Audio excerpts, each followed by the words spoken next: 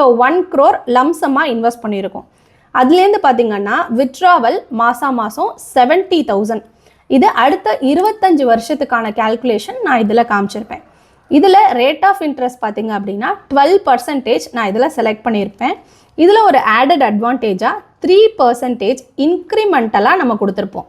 இந்த 3% இன்க்ரிமெண்டல் அப்படின்னா நம்ம விட்ரா பண்ணுறோம் இல்லையா, அந்த விட்ரா பண்ணுற அமௌண்ட்டு மாதம் மொதல் வருஷம் அந்த 12 months பார்த்திங்கன்னா ஒரு அமௌண்ட் இருக்கும். அதுக்கப்புறம் அதுலேருந்து 3% இன்க்ரீஸ் ஆகி அடுத்த 12 months நம்ம விட்ரா பண்ணிகிட்ருப்போம்.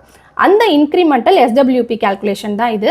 இதை கீழே டீட்டெயில்டாக கொடுத்துருப்பாங்க பாருங்கள். இப்போ ஃபஸ்ட் இயர் பார்த்தீங்கன்னா 70,000 விட்ரா பண்ணிட்டு இருப்பாங்க. மாதம் 70,000 விட்ரா பண்ணிட்டு இருப்பாங்க. இப்போ செகண்ட் இயர் பார்த்தீங்கன்னா மாதம் 72,100 rupees விட்ரா பண்ணிட்டு இருப்பாங்க. தேர்ட் இயர் பார்த்தீங்கன்னா அதுலேருந்து 3% இன்க்ரிமெண்டலாக 74,263 rupees விட்ரா பண்ணிட்டு இருப்பாங்க. ஸோ இது மாதிரி 25th இயர் பார்த்தீங்க அப்படின்னா நம்ம ஸ்டார்ட் பண்ண ஆரம்பிச்சு இப்போ 60ல் அவர் ஆரம்பிக்கிறாரு அப்படின்னா அடுத்து 85 yearsல அவர் பார்த்தீங்கன்னா மாதம் 1,42,296 rupees விட்ரா பண்ணிட்டு இருப்பாங்க.